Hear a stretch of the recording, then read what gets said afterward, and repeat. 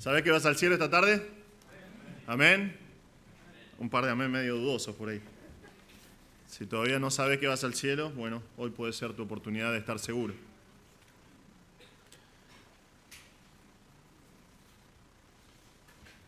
Vamos a abrir nuestras Biblias al Salmo 119 otra vez esta tarde.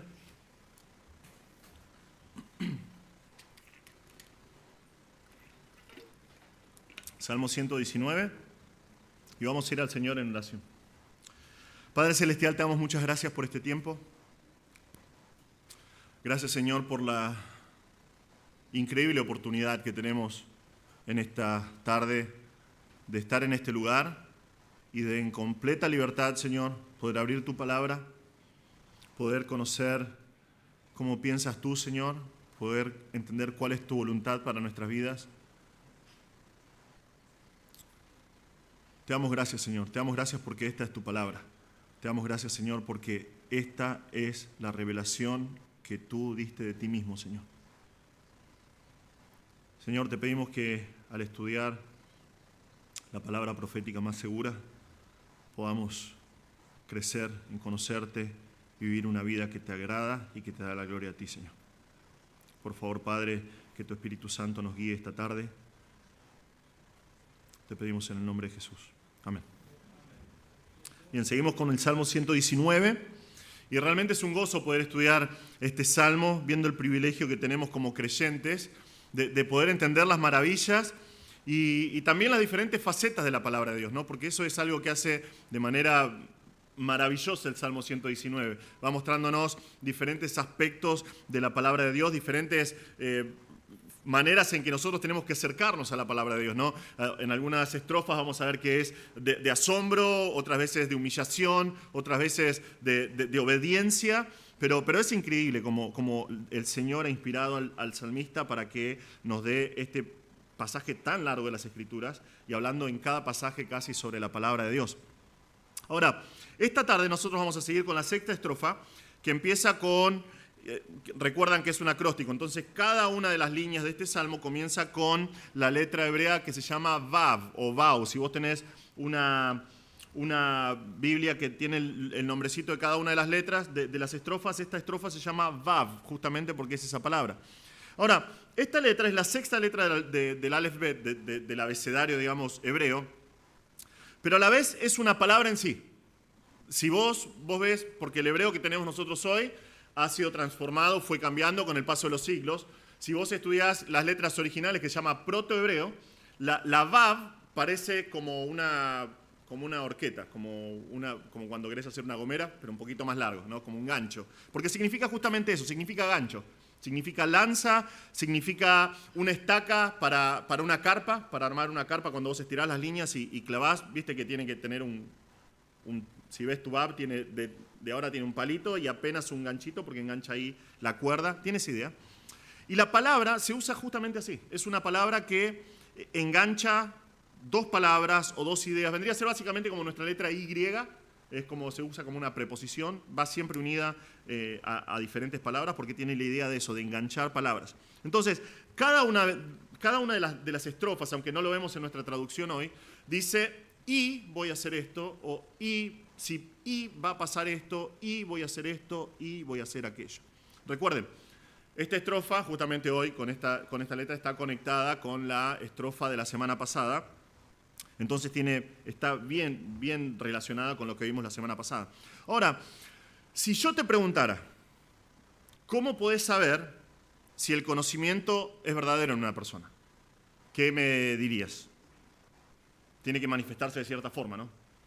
Ese conocimiento tiene que verse en su vida, tiene que verse de manera práctica, ¿no? Si una persona dice que tiene cierta profesión, tiene que manifestar esa profesión, ¿no? Pensaba muchas veces, se te rompe el auto y te dicen, bueno, acá hay un taller mecánico, ¿no?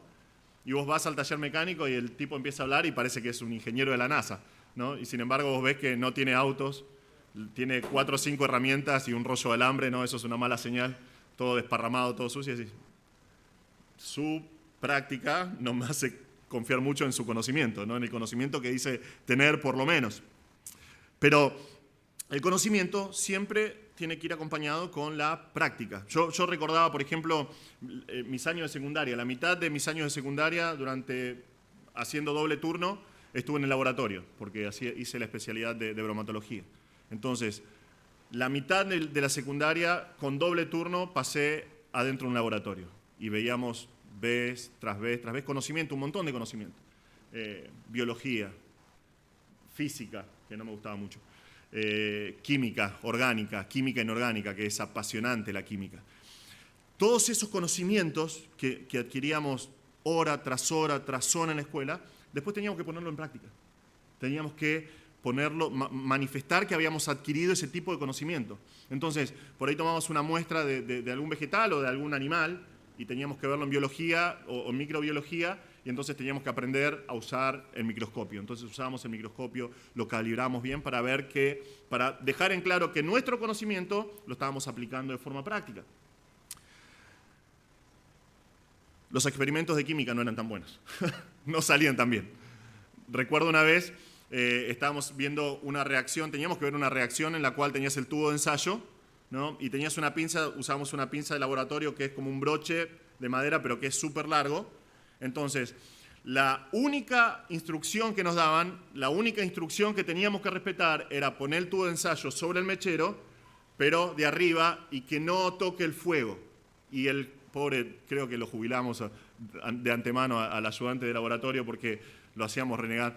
La única instrucción que teníamos que seguir era: no hagas que la boca del tubo de ensayo llegue al fuego, ¿no? Entonces estaba esta compañera mía, una amiga que quería mucho, que quiero mucho, se llama Laurita, con unos guantes de goma hasta acá, con antiparras, todo protegiéndose, y literalmente, mientras estaba con su pinza de madera, lo primero que hizo fue que toque el fuego. Se desató el caos. Porque una vez que chupó el fuego, empezaron a salir meteoritos de fuego chiquititos, y no contenta con eso, en vez de tirar a la bacha que estaba al lado, que tenía agua constante corriendo justamente para evitar eso, empezó a los gritos y empezó a apuntarnos a todos gritando con los ojos cerrados y todos corriendo porque salían bolas de fuego para todos lados. No siempre sale bien, ¿no?, aplicar el conocimiento que nosotros tenemos. Pero nuestro conocimiento adquirido necesita ser puesto en práctica para demostrar que es verdadero. Pasa siempre así. Algo similar vamos a ver con nuestra porción de hoy. Si recordamos, el salmista la semana pasada le pide a Dios que sea Él el que cause que sea instruido, que le muestre los caminos que tiene que seguir, le pide que sea Él quien le dé el discernimiento, que pueda entender las cosas que Dios le enseña, y si Dios hace que Él aprenda, dice: yo voy a guardar tus mandamientos hasta el fin, los voy a guardar para siempre. Ahora, Él está dispuesto a ser enseñado, Él está dispuesto a entregar cada parte de su ser. Vimos que Él entregó sus caminos a Dios, Él entregó sus ojos a Dios, Él entregó su corazón a Dios, Él hizo absolutamente todo y está dispuesto a ser transformado por la palabra de Dios. Él realmente quiere eso. Todas esas cosas son respecto a su vida interior y son maravillosas y son hermosas en cuanto al Salmo y están perfectas, pero Él va a ir un poquito más allá hoy. Él va a pedir que se le conceda la misericordia necesaria, las misericordias necesarias, para poder aplicar la palabra aprendida y aplicarla de manera práctica.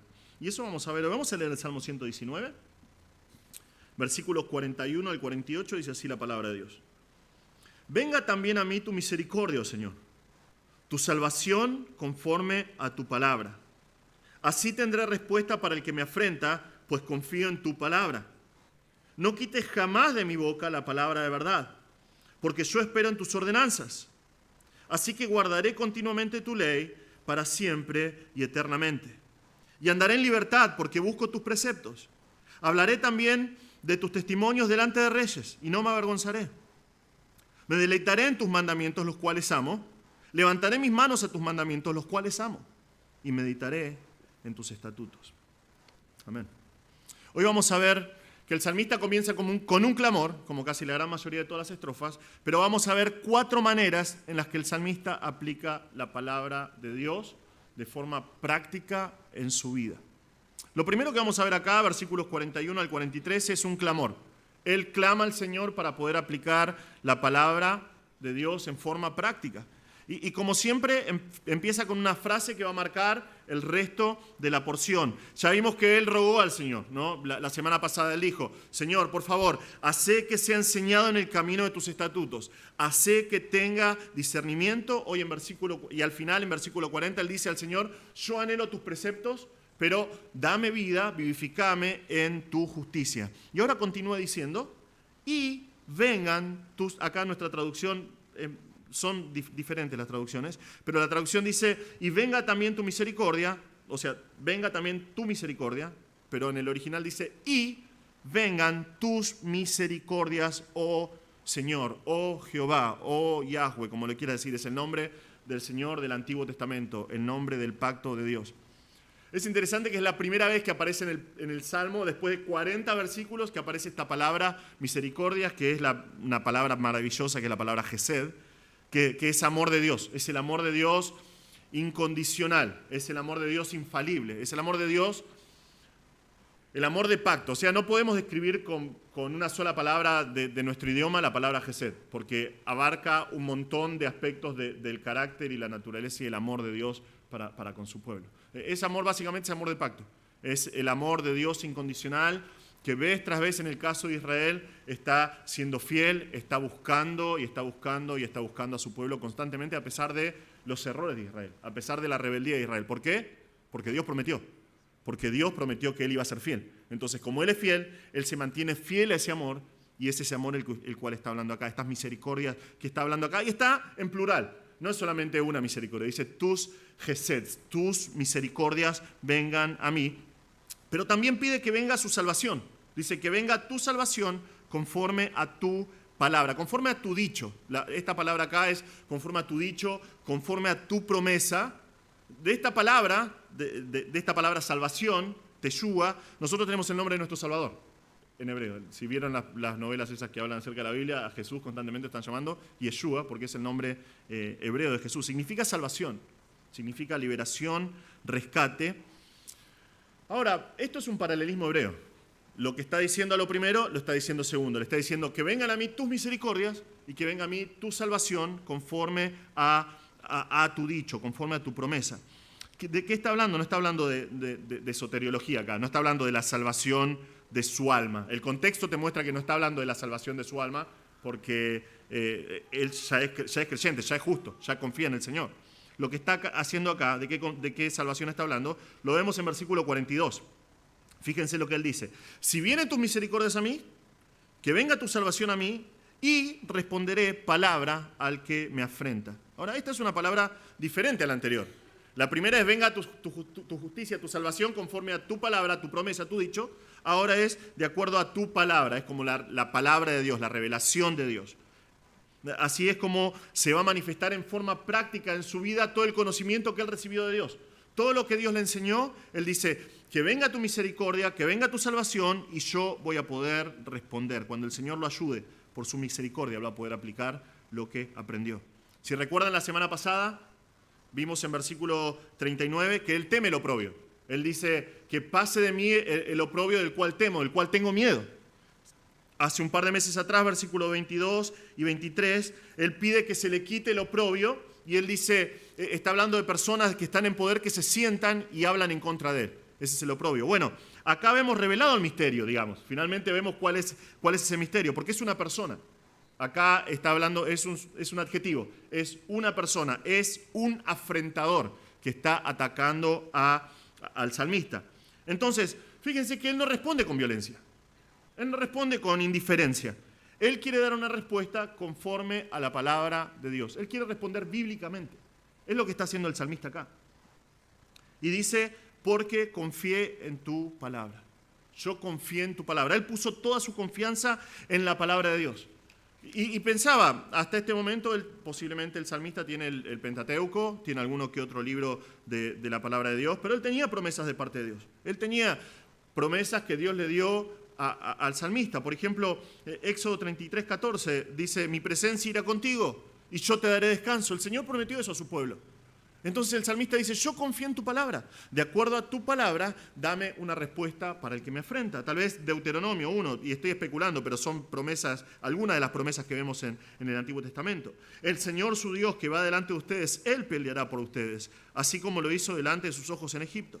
Y en el desierto, donde has visto cómo el Señor tu Dios te llevó, como un hombre lleva a su hijo por todo el camino en que anduvieron hasta llegar a este lugar. Y así decenas y decenas de promesas a las que él puede haberse aferrado.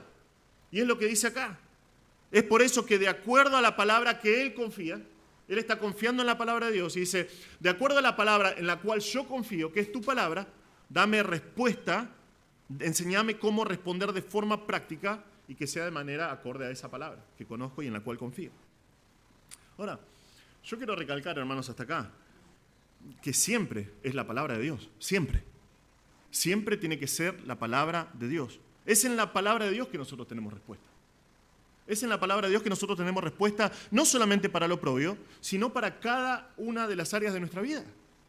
Es la razón por la cual 2 de Pedro 1:3 nos dice que por su divino poder nos ha concedido todo cuanto concierne a la vida y a la piedad. Absolutamente todo lo que nosotros necesitamos para nuestras vidas, para vivir de una manera que glorifica a Dios, está en la palabra de Dios. Solamente tenemos que buscarlo, solamente tenemos que creerlo y confiar en lo que dice la palabra de Dios. En la palabra de Dios tenemos respuesta para absolutamente, no solamente para lo propio, sino para absolutamente cada una de las situaciones en las cuales nos enfrentamos en nuestra vida. Es la palabra de Dios. Si aprendemos a aplicar la palabra, tenemos respuestas y tenemos reacciones que van a glorificar a Dios. Pero es la palabra de Dios, siempre es la palabra de Dios. Es por eso que en versículo 43 termina diciendo de manera enfática, y no hagas que sea arrebatada de mi boca la palabra de verdad, nunca jamás. Que nunca sea quitada de mi boca la palabra de verdad. Y es enfático, ahí dice, no es que es nunca jamás, que nunca se quite la palabra de mi boca. ¿Ven? Sin la palabra de verdad, es la palabra de verdad. Sin la palabra de verdad, él está perdido. No tiene absolutamente nada, no tiene recursos. Y fíjense que este pedido es un pedido que está basado en su experiencia personal. No solo ha confiado en la palabra, sino que acá dice, porque en tus juicios he esperado. Lo que Dios dictaminó, los juicios que Dios ejecutó y los que va a ejecutar, los juicios que son futuros, Él dice, yo confío en tus juicios.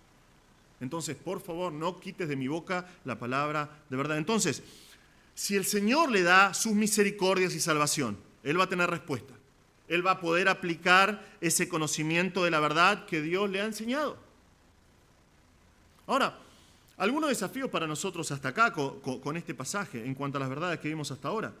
Vemos que es crucial para la vida del creyente aprender a aplicar lo aprendido en la palabra de Dios. Es crucial. Es crucial que nosotros tomemos la predicación de la palabra o nuestro estudio personal de la palabra y lo que nosotros aprendemos, que lo apliquemos. Es crucial. Si no, no tiene sentido. No tiene sentido ir a la iglesia, sentarse en un banco durante 1 hora, 1 hora y 20, 1 hora y media, lo que haga el predicador, y después no aplicar lo aprendido. Es solamente un conocimiento vacío. No sirve de nada. Va a ser un conocimiento inútil. Pero para eso nosotros tenemos que aprender de las palabras del salmista. Nosotros tenemos que depender, primeramente tenemos que depender de las misericordias de Dios. ¿Qué ejemplo que nos da? Tenemos que aprender a depender de las misericordias de Dios. ¿Para qué? Para tener la sabiduría necesaria para poder aplicar la palabra. Si lo hago en mi propia sabiduría, apoyándome en mi conocimiento y sabiduría, no sirve. Necesito de su gracia. Necesito de su misericordia para aplicar la palabra de Dios. Pero también tengo que confiar. Tengo que creer en lo que dice su palabra. Realmente tengo que creer. Muchas veces fallamos en aplicar la palabra de Dios porque no creemos que sea la palabra de verdad, como dice acá. Es el gran error y el gran peligro para nuestras vidas de no creer lo que dice Dios en su palabra. Lo que Dios dice en su palabra es. Punto. Es la verdad absoluta de Dios. Es la verdad absoluta para vos y para mí. Lo que el Señor dijo en su palabra es. No hay grises acá, es blanco o es negro. Si el Señor dice una cosa en cuanto a tu trabajo, ¿qué tenés que hacer? Tenés que creer lo que Él dice en su palabra. Tenés que confiar lo que Él dice en su palabra. Si el Señor dice algo en cuanto a tu economía, ¿qué tenés que hacer? Tenés que creer lo que el Señor dice en su palabra. Tenés que confiar en su palabra. Y así con absolutamente cada una de las áreas de nuestra vida. Pero no creemos. Y si no creemos, es imposible que confiemos. No podemos confiar en la palabra de Dios. Nuestros planes van a ser mejores y nuestra sabiduría siempre va a ser más conveniente que la palabra de Dios. Pero el salmista acá nos dice que él creyó. Y porque creyó en la palabra de verdad, él confió. Y por eso marcó su vida una diferencia. Y tengo que esperar en los juicios de Dios, es lo que vemos acá. Tengo que esperar en los juicios de Dios. Hay momentos en que nosotros aplicamos la palabra de Dios y no vemos los resultados que queremos. Muchas veces, por ejemplo, en el caso del salmista, ¿no? Imagínate que una persona te viene a afrentar y le respondés bíblicamente y vos estás pensando, bueno, le voy a compartir la palabra de Dios, le voy a responder de una manera bíblica y él se va a convertir de rodillas delante del Señor, ¿no? Y no siempre tenemos los resultados que esperamos. Muchas veces terminamos en situaciones peores o muy difíciles por causa de aplicar la palabra de verdad. Pero tenemos que aprender a esperar en los juicios de Dios. Tenemos que aprender a esperar en el Señor. Él tarde o temprano va a traer su justicia. Él tarde o temprano va a traer su verdad a colación. Tengo que confiar en su sabiduría, sabiendo que espero en los juicios de Dios. Espero en Él. Él es el juez de toda la tierra y es un juez perfecto. Él tarde o temprano va a actuar conforme a su justicia. Yo tengo que esperar en Él. Realmente tengo que esperar en su justicia. Ahora, ¿cómo se ve realmente la palabra de Dios aplicada de manera práctica en nuestras vidas? Bueno, acá vimos un atisbo, vimos algo en estos pasajes, pero el salmista va un poco más allá. Y eso lo vemos claramente en el pasaje de hoy. No solamente va a tener una respuesta conforme a la palabra de Dios para el que lo afrenta, sino que va a aplicarla al resto de su vida de una manera que es muy, muy evidente. No solo va a ser lo que vimos hasta acá, pero cada uno de los versículos que vemos a continuación, él dice, y voy a hacer esto, y voy a hacer esto, y voy a hacer esto, y voy a hacer aquello. Entonces, vemos acá las 4 maneras en que el salmista aplica la palabra de Dios. La primera manera, versículo 44, el salmista manifiesta una vida de obediencia constante. El salmista manifiesta una vida de obediencia constante. Recuerden, él dice, si tus misericordias vienen, si le es concedida la gracia para aplicar la palabra, él dice, y guardaré tu ley. Él va a guardar, va a observar, va a preservar la Torá, la ley de Dios, la instrucción específica que el Señor dio. Él va a guardar la ley de Dios. Vean que la primera manera de poner en práctica la enseñanza de Dios es obediencia a la palabra. Y lo que está haciendo acá el salmista es un compromiso delante de Dios. No está hablando delante de hombres, está haciendo este compromiso delante de Dios. Y vean el énfasis inmenso que da en tan poquitas palabras. No son palabrerías esto, no busca agradar a los hombres. Es delante de Dios que dice estas cosas. Y fíjense, lo va a hacer, y dice, yo voy a guardar tu ley y lo voy a hacer. La idea es continuamente, eternamente y perpetuamente. Yo digo, wow, esto es maravilloso. Porque él dice, voy a guardar tu ley y no va a haber un momento en mi vida en que no quiera guardar tu ley. Lo voy a hacer perpetuamente, continuamente, eternamente. Y tal vez esto parece una obviedad casi tonta, pero es la primera manera en que tenemos que manifestar de forma práctica que aprendimos lo que se nos enseñó, con obediencia, obedeciendo al Señor. Cuando lo hacemos, nosotros demostramos que aprendimos. Cuando nosotros obedecemos, mostramos que confiamos en su palabra y que estamos esperando en sus juicios. Cuando nosotros obedecemos lo que Dios nos dice en su palabra. Tal vez una de las mejores ilustraciones de esta verdad la vemos en la palabra de Dios en 1 Samuel 15. No tienen que ir ahí necesariamente, creo que todos conocen la historia. Pero Dios manda a Saúl, y Dios manda a Saúl a destruir a Amalek. Y le dice, Saúl, tenés que obedecer el mandato de Dios, tenés que destruir a Amalek. Es un ajuste de cuentas por toda la maldad que hizo Amalek, siendo enemigo de Dios en varias situaciones en el Antiguo Testamento con Moisés. Y dice, tenés que destruir absolutamente todo. Pero sabemos que no lo hace. No lo hace como Dios lo mandó a hacer. No obedece de la manera que Dios quiere que obedece. Entonces Dios manda a Samuel a enfrentarlo y le dice Dios a Samuel, me pesa haber hecho rey a Saúl por cuanto ha dejado de seguirme y no ha cumplido mis mandamientos. Saúl no obedeció el mandamiento de Dios. Y cuando se encuentra con Samuel, Saúl en versículo 13, 1 Samuel 15, ¿qué dice? Bendito seas tú de Dios. Bendito seas del Señor. ¿Qué dice? He cumplido el mandamiento del Señor. Yo obedecí. ¿No? Pobre Saúl. Pensaba que obedeció, pero no era así. Pero tenemos la instrucción bien clara de parte de Dios. Tenemos un recordatorio bien claro de Samuel a Saúl. En versículos 18 y 19 Samuel dice: el Señor te envió en una misión y te dijo: ve y destruye por completo a los pecadores, los amalecitas, y lucha contra ellos hasta que sean exterminados. ¿Por qué, pues, no obedeciste la voz del Señor? ¿Ven? Era clarísimo, clarísimo. Él escuchó, él tenía que creer y tenía que obedecer. Punto. Punto. Sabemos la discusión que lleva adelante, ¿no? Dice: no, yo hice todo. Después se excusa un poquito y realmente declara, dice: no, el pueblo empezó a querer irse, entonces temí al pueblo, entonces obedecí lo que me dijo el pueblo. Obedecí al pueblo. ¿No? Entonces guardamos algunas ovejitas. Y Samuel es tajante, versículos 22 y 23 le dice: ¿se complace el Señor tanto en holocaustos y sacrificios como en la obediencia a la voz del Señor? Entiende, el obedecer es mejor que un sacrificio y el prestar atención que la grasa de los carneros, porque la rebelión es como el pecado de adivinación y la desobediencia como la iniquidad e idolatría. Por cuanto tú has desechado la palabra del Señor, fíjense, desechó la palabra del Señor por no obedecerla. Él también te ha desechado para que no seas rey. Wow. ¿Cómo demostramos de manera práctica que hemos aprendido del Señor? Obedecemos. Obedecemos. Es así de sencillo, es así de fácil.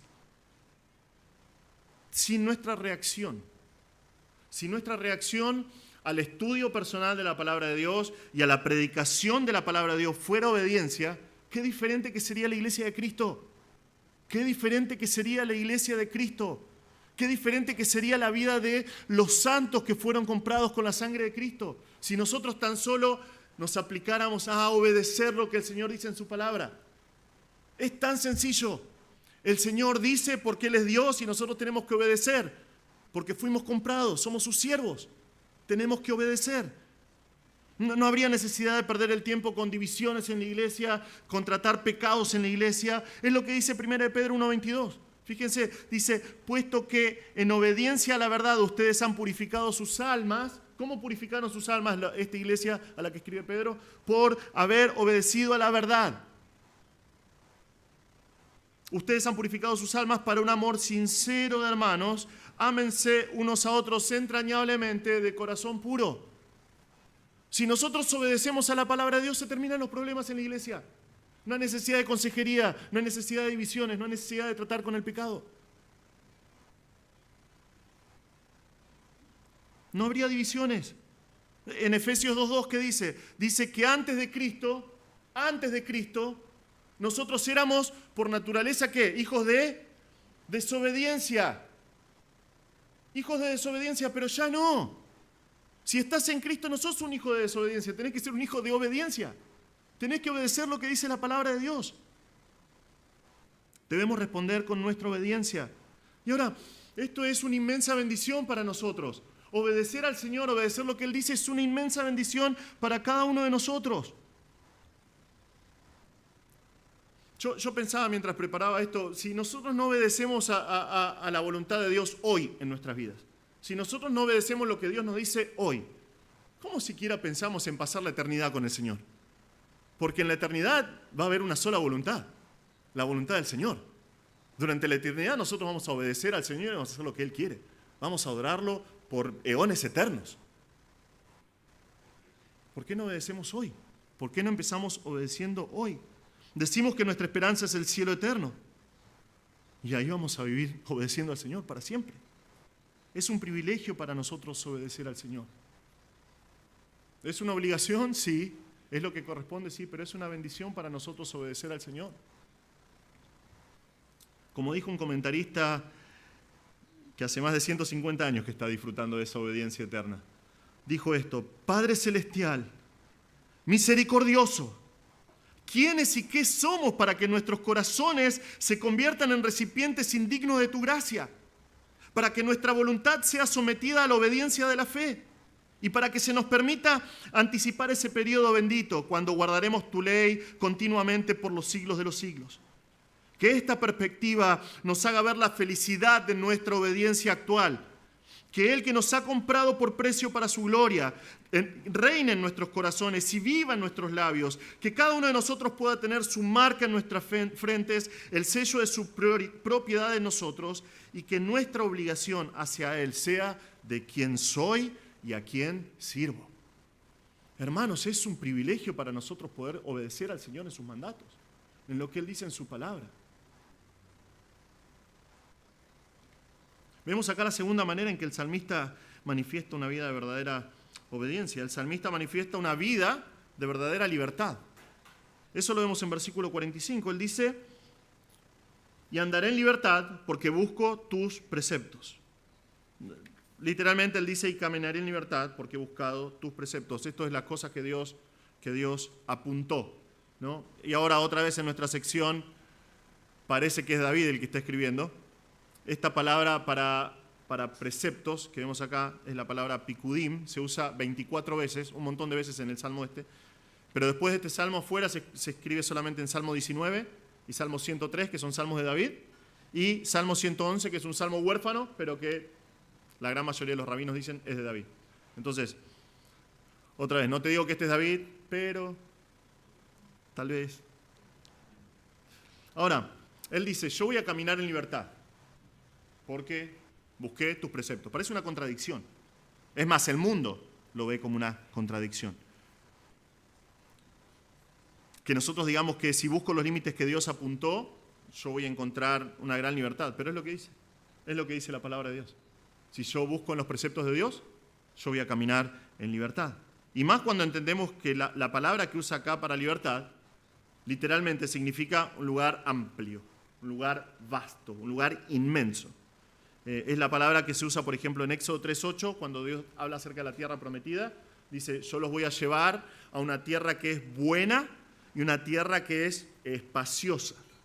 Eso es lo que significa esa palabra. Es el concepto de libertad que vemos acá. Es tener la posibilidad de moverme libremente, ir de acá para allá sin ningún tipo de ataduras, sin ningún tipo de cosas que me retengan.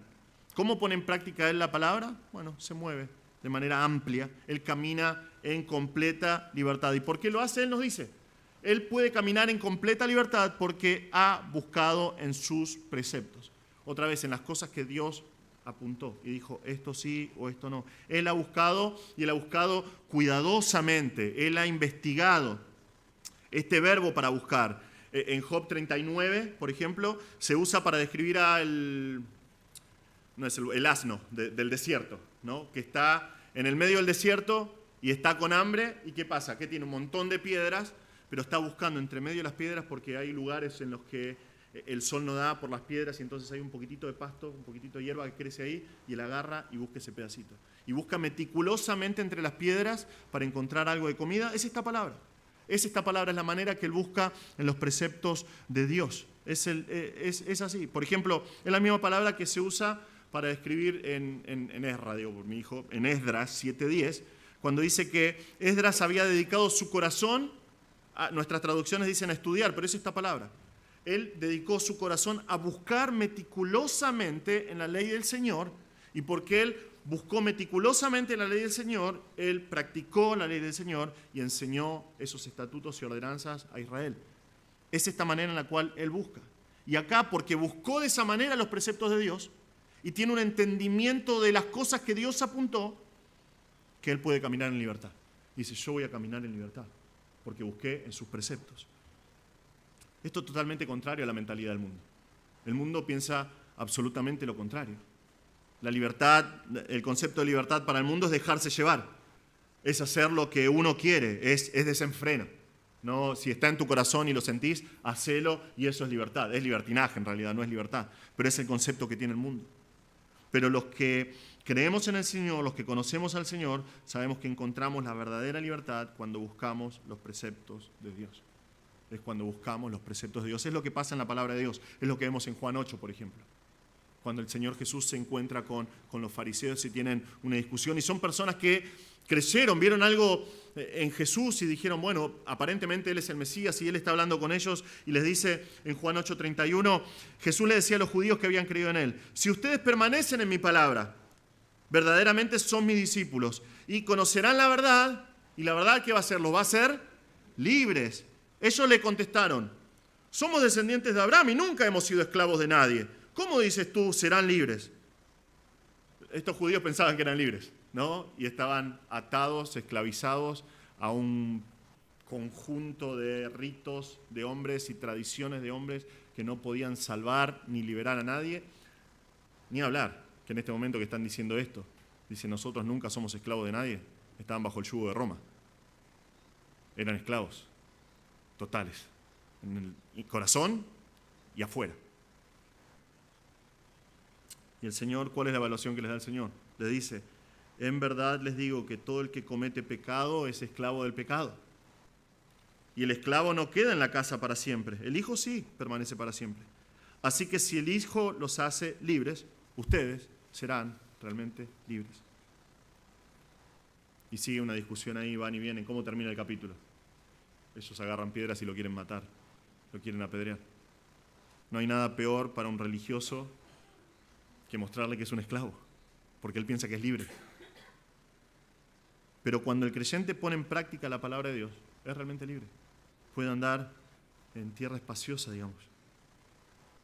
Muchas veces jóvenes me preguntan, ¿no? Y siempre doy ejemplo de jóvenes, porque trabajo con jóvenes en la iglesia hace años. Pero me dicen, pastor, ¿puedo hacer esto? ¿O puedo hacer aquello?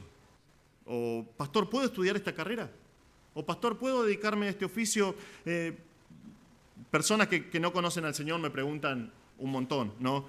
¿Ustedes los evangelistas pueden practicar artes marciales? No, estaríamos en el horno varios acá en la iglesia con eso. Porque hay mucha violencia y veo como que estrangulan a la gente. Sí, lo hacemos, pero lo hacemos con amor, ¿no? ¿Cuál es la respuesta que le das cuando tienen todas esas inquietudes? Bueno, el Señor nos da libertad para hacer un montón de cosas. Entonces, hay principios bíblicos, obviamente.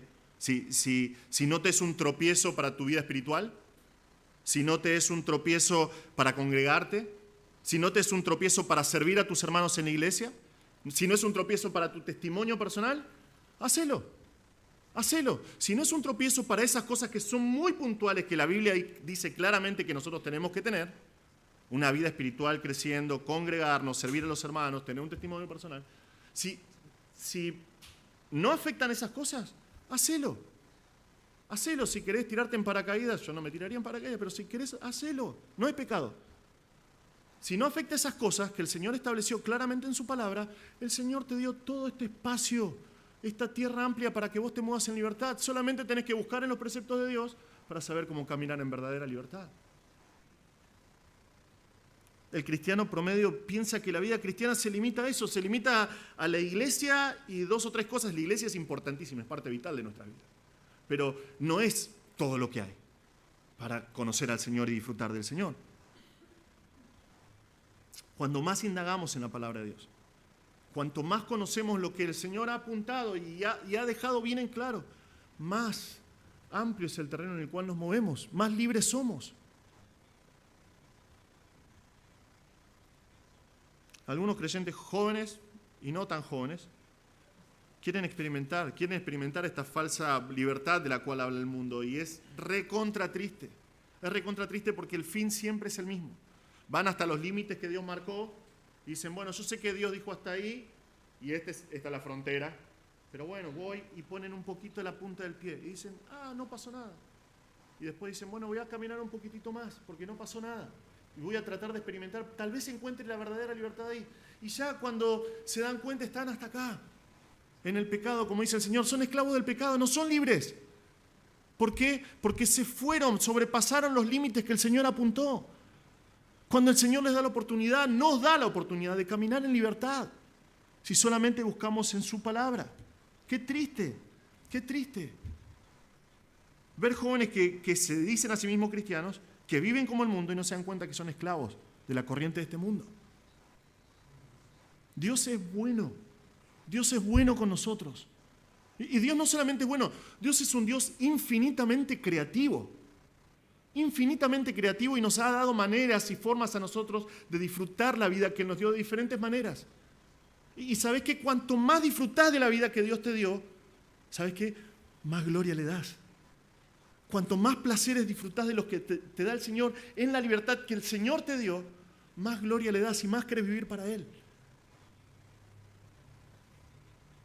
Pero esa libertad se disfruta si yo busco en su palabra. Si yo no sé cuál es la voluntad del Señor, si yo no sé cuáles son las cosas que Él apuntó, ¿cómo voy a caminar en libertad? Es imposible. Te pregunto, hermano, ¿qué tan libre sos? Te pregunto, ¿qué tan espacioso es el lugar por el que te moves? ¿Es amplio el terreno en el que te moves? ¿O estás atrapado en un lugar muy corto por el pecado? Tal vez sea porque no estás buscando en la palabra la libertad que el salmista tiene y que el Señor promete acá. ¿Por qué es lo que promete la Biblia? Santiago 1:25 dice esto: pero el que mira atentamente a la ley perfecta, la ley de la libertad, y permanece en ella, no habiéndose vuelto un oidor olvidadizo, sino un hacedor eficaz, éste será bienaventurado en lo que hace. El Señor quiere que seamos libres. El Señor quiere que caminemos en libertad. Si conocemos la palabra de Dios, podemos aplicar la palabra de Dios y vamos a andar en libertad. Seguimos, tercera manera. El salmista manifiesta una vida de testimonio audaz y atrevido. El salmista manifiesta una vida de testimonio audaz y atrevido en versículo 46. Vemos que él tiene un testimonio que es público, un testimonio evidente, valiente y atrevido. Atrevido en el buen sentido de la palabra, no en el sentido atrevido que por ahí te decía tu abuela cuando eras chico, sos un atrevido y venía el cachetazo, ¿no? Es atrevido bien, es lo que vemos acá. Él dice, es interesante que la traducción es y hablaré en tus estatutos. Y hablaré en tus estatutos. En tus testimonios, perdón. Él aprendió del Señor. Los testimonios que Dios dio son la fuente de la verdad. Dios es la fuente de la verdad. Él dio sus testimonios y Él dice, voy a hablar en tus testimonios. Sabe que son la verdad, sabe que han transformado su vida y ahora dice, yo voy a hablar en ellos. No puede callar, no puede guardárselos para Él. Él tiene que hablar, Él tiene que dar testimonio. Y me gusta que use esta preposición que dice en ellos, tal vez suena medio raro, pero es para destacar que no solamente está hablando de ellos, sino que está hablando en ellos, son parte de su vida, son parte de su forma de ser. Vemos que es un testimonio público y es un testimonio evidente. Dice, voy a hablar. Pero vemos que también es un testimonio valiente y atrevido, porque fíjense que él lo hace delante de reyes. Delante de reyes. La alta posición de estas personas, de estos reyes, no es un impedimento para él, para hablar del Señor. Él dice, yo voy a hablar de tus testimonios delante de reyes. Si lo que tiene en el corazón es la verdad de Dios, ¿por qué no va a hablar? ¿Cómo no va a hacerla conocida? Es un testimonio, fíjense que es un testimonio seguro. Él dice, y voy a hablar en tus testimonios delante de reyes y no me avergonzaré. No voy a tener vergüenza. El salmista no va delante de los reyes con la cabeza agacha, ¿no? Y casi murmurando y diciendo una verdad así como, bueno, rey, Dios te ama, ¿no? Él va hablando de sus testimonios y no se va a avergonzar. Él proclama la verdad sin vergüenza. Sin vergüenza. Es tan fácil para nosotros sentir vergüenza por el Señor, pero ¿por qué pasa? Es por no creer. Es lo que pasó con Pedro, por ejemplo. Si vos estudiás el Evangelio de Juan 18, Pedro lo negó al Señor 3 veces, ¿no? Pero es interesante para mí que la primera vez que lo niega, Juan se manda, ¿no?, para la casa del sumo sacerdote porque era pariente, entonces lo dejan entrar. Entonces hace ahí unos arreglos para que lo dejen entrar y habla, y lo hace entrar, dice que lo hace entrar a Pedro una sierva, una jovencita, 12, 13 años más o menos tenían las siervas en este tiempo. Y esta jovencita de 12, 13 años mira a Pedro, pescador, tosudo, experimentado de años, que ha caminado con el Señor 3 años, y le dice, vos estás con ellos. ¿Qué dijo Pedro? No lo conozco. No sé qué me estás hablando. Y así, vez tras vez, 3 veces. Pero cuando conozco y creo en mi corazón que es la verdad de la palabra, la aplico de esta manera y doy un testimonio que es atrevido. No me puedo callar porque sé que es la verdad de Dios, sin importar quién esté frente a mí, sin importar que sea un rey. Pensá en Pablo, por ejemplo. Hechos 25, Hechos 26, si estás haciendo la lectura bíblica anual, esta semana justamente tocó eso. Él está encadenado, él está detenido, está preso. ¿Y qué hace? Da testimonio. Da testimonio delante de Festo, que es el procurador de Judea, delante del rey Agripa II. Él da testimonio, habla acerca del Señor. Valientemente, de forma atrevida. En un momento Agripa le dijo a Pablo, en poco tiempo me persuadirás que me haga cristiano. Pablo, ¿qué contestó? Dijo, quisiera Dios que ya fuera en poco tiempo o en mucho, no solo usted, sino también todos los que hoy me oyen llegaran a ser tal como yo soy, a excepción de estas cadenas. ¡Qué testimonio! ¡Qué testimonio! Pero ¿por qué pasó eso? ¿Por qué fue así de valiente? Porque Pablo había sido un esclavo de la religión. Y él cuenta justamente en este testimonio, yo fui un esclavo de la religión, yo pensé que tenía la razón, yo pensé que era libre, pero era un esclavo del pecado, era un esclavo de la religión vacía. Pero camino de Emaús, cuando me encontré con el Señor, mi vida cambió para siempre y conocí la verdad. Y la verdad me hizo libre, no me puedo callar. Y es la razón por la cual él dio este testimonio así de valiente, habló sin vergüenza. Y a él no le importaba con quién estaba, no le importaba si era un esclavo como Onésimo en la carta de Filemón o si era Agripa en Hechos 26, no le importaba. No tenía vergüenza. Él hablaba acerca de los testimonios de Dios, él hablaba acerca de Cristo. Es el mismo testimonio de Sadrac, Mesac y Abednego delante de Nabucodonosor, otro rey. Y le dijeron, no vamos a hacer lo que vos digas, rey, no importa si nos matás, porque Dios puede rescatarnos. Y aún si no lo hace, tenés que saber, rey, que no tenemos ni la más mínima gana de postrarnos delante tuyo. No lo vamos a hacer. Es lo que pasó un par de décadas después con Daniel y Ciro. Recuerdan, con Darío, perdón, no Ciro. Él dio testimonio, dijeron, no se puede hacer más nada, no se puede orar más, y él abría sus ventanas y oraba en dirección a Jerusalén. No le importó nada. ¿Por qué? ¿Qué estaba haciendo? Dando testimonio delante de reyes. Es interesante, Daniel sabía, ¿no? Para esta época, viendo a Nabucodonosor y varios reyes, que los reyes terrenales van y vienen. Pero hay un rey, y de ese rey hay que dar testimonio, porque es el rey de reyes. Es la manera en que nosotros aplicamos la verdad. Si fuimos aprendidos, si fuimos enseñados por Dios, no podemos callar. Tenemos que hablar aunque se trate de reyes. Te pregunto, hermano, ¿es así en tu vida? ¿Tenés este tipo de testimonio?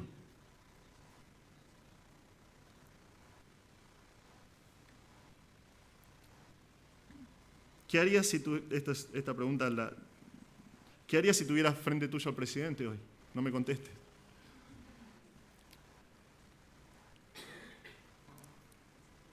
Pero ¿qué harías si tuvieses delante tuyo al presidente? Si tuvieses un rey delante tuyo, a una persona en eminencia.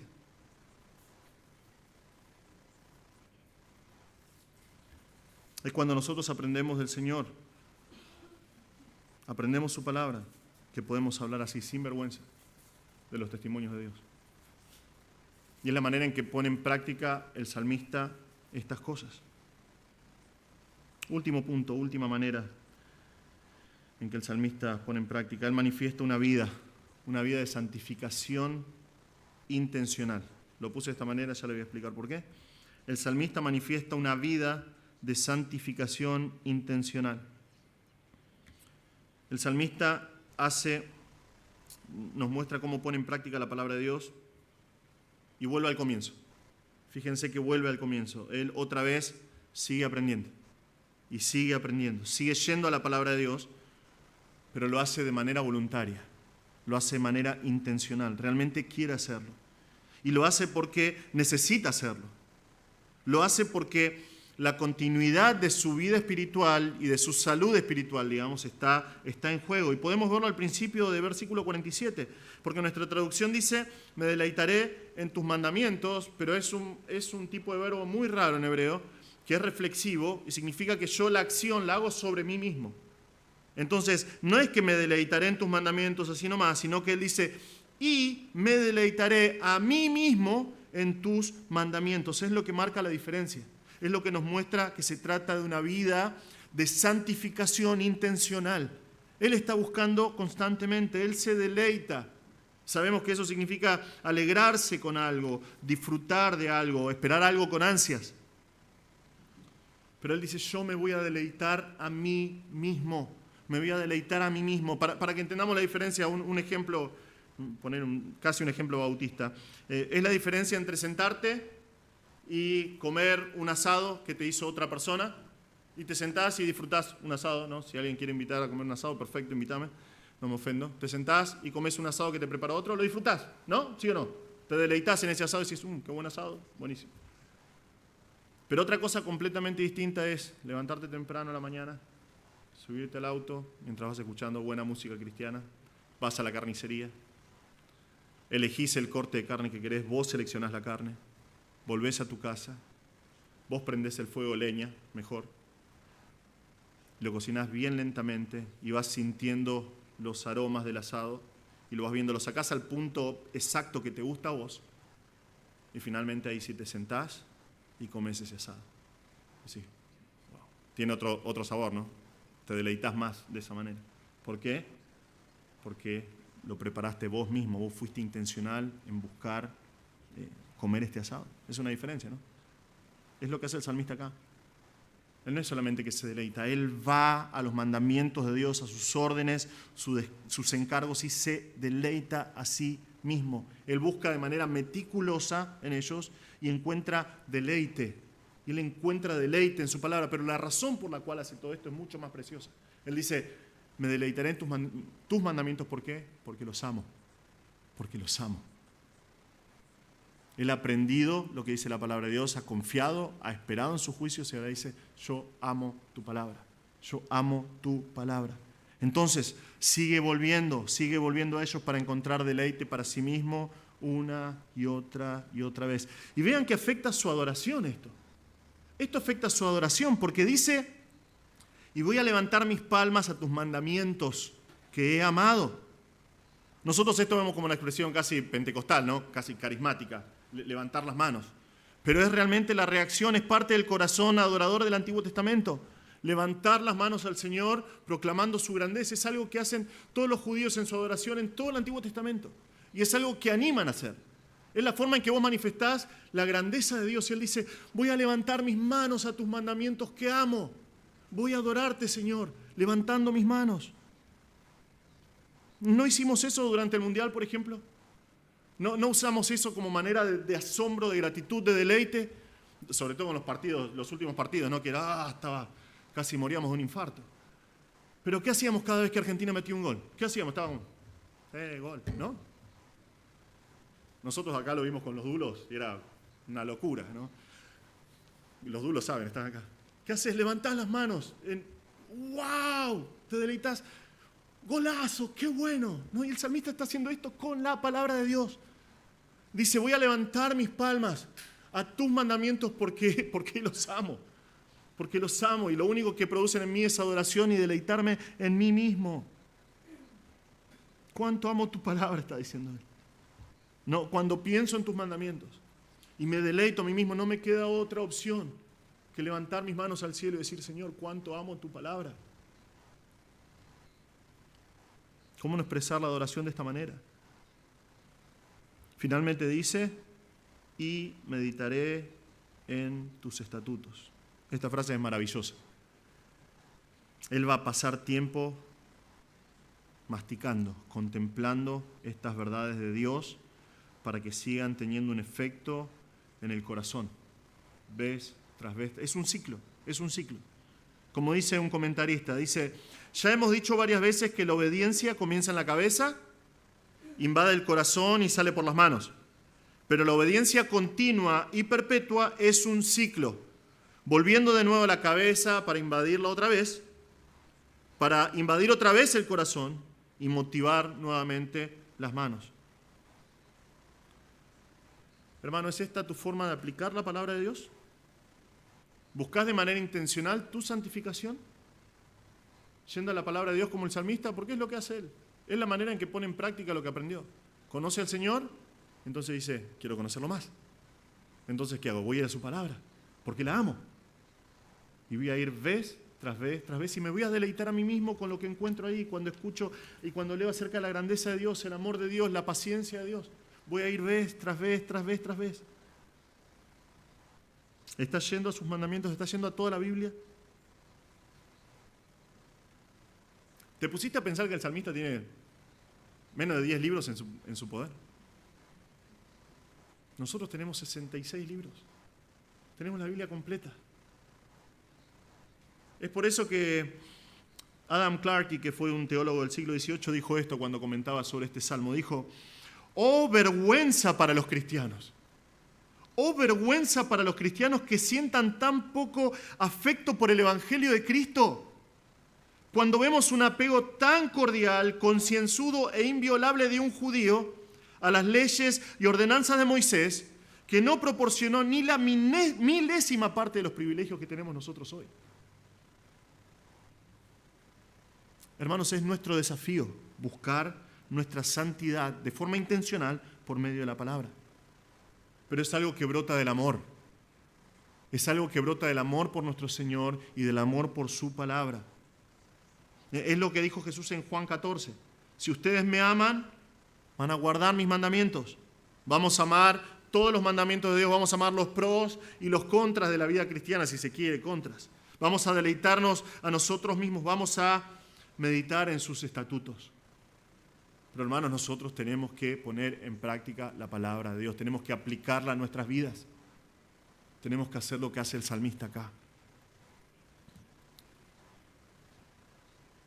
Por la providencia de Dios, me llegó una ilustración anoche para terminar nuestro mensaje de hoy. Uno de mis compañeros de clase, que hasta el día de hoy es mi amigo, puso en sus estados una foto de un papel que le dieron, de una carta que le dieron, el 26 de diciembre de 2001.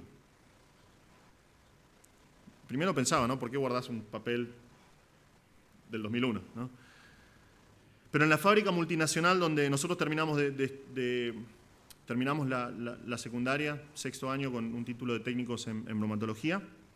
Entonces, yo trabajé durante un tiempo, después me fui a Rosario a estudiar en el Instituto Bíblico y él empezó a trabajar en una multinacional que lo había contratado. Entonces, esta multinacional envía este papel, esta carta, y le dice, estimado, como integrante del equipo de Planta Pilar, deseamos transmitirte nuestras más sinceras felicitaciones por los resultados obtenidos en el año 2001. Todo el personal que integra la planta está junto a vos para seguir trabajando en este proceso de mejora continua y así alcanzar nuestra visión. Atentamente, y el nombre del gerente. Primero pensaba, ¿no? Si hubiesen sabido ese 26 de diciembre de 2001, lo que pasaría con el país un par de semanas después. No, pero esa es una ilustración para otro mensaje. Pero todo ese conocimiento que nosotros adquirimos en la escuela, que pusimos en práctica, vez tras vez, él lo pudo aplicar y poner en práctica en la fábrica esta. Y al final fue elogiado por sus supervisores porque su conocimiento fue puesto en práctica de manera efectiva. Nosotros tenemos el mismo desafío, pero las implicaciones para nosotros son mucho más preciosas. No solamente nosotros tenemos el desafío para aprender de Dios, pero si nosotros nos sometemos a la enseñanza del Señor, nosotros tenemos la posibilidad de vivir una vida completamente diferente a este mundo. Nosotros podemos vivir de manera distinta, una vida de obediencia, totalmente, tenemos que vivir una vida de obediencia, pero es una vida de libertad. Una vida que da testimonio, y da testimonio aún delante de reyes, aunque posiblemente va a terminar con tu cabeza en un plato como Juan el Bautista, posiblemente. Sí, una vida de testimonio, pero también es una vida de deleite en la palabra de Dios. Y al fin, nuestra aprobación, nuestra recompensa no va a venir de una multinacional, no va a venir de hombres, no va a ser un papel escrito,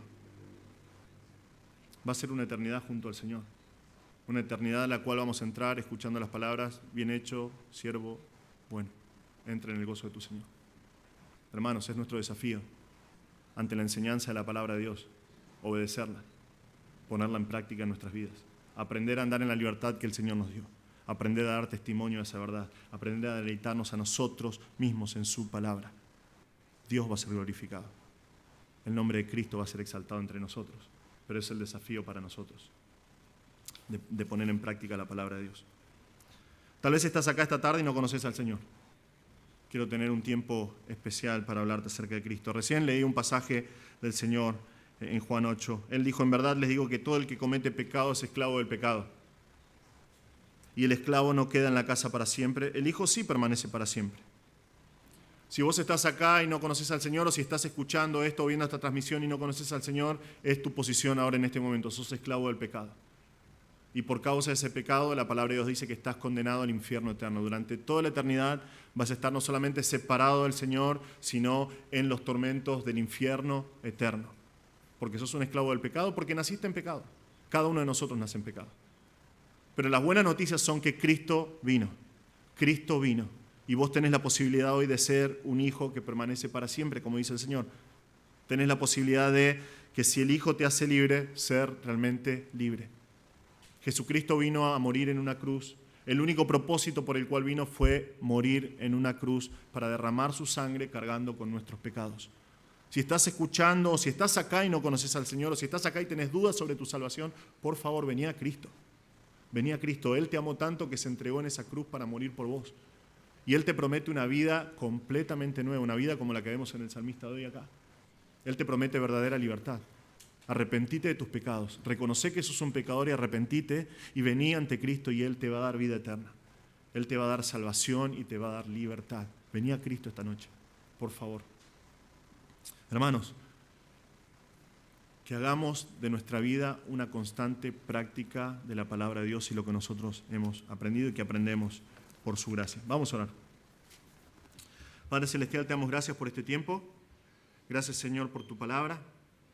Gracias, Señor, porque vemos principios que son tan claros, instrucciones tan claras en tu palabra, Señor. Te rogamos, Padre, que por favor nos ayudes en nuestra vida día a día, que nos ayudes a poner en práctica todo lo que aprendemos, Señor. Ayúdanos a ser obedientes, Señor, y responder en obediencia práctica, automática a tu palabra, Señor. Reconociendo que tú eres Dios, que tú sabes mejor que nosotros, Señor. Ayúdanos a descubrir la verdadera libertad que viene delante de ti, Señor, viviendo delante de ti, como dijo el Señor Jesús. Si conocemos la verdad, vamos a ser libres. Ayúdanos a vivir en esa libertad. Señor, que podamos de manera valiente dar testimonio de ti. Señor, que podamos también, sobre todas las cosas, deleitarnos a nosotros mismos en tu palabra para poder vivir una vida que te glorifica, Señor. Por favor, Padre, pedimos que nos ayudes a vivir para ti. Pedimos en el nombre de Jesús.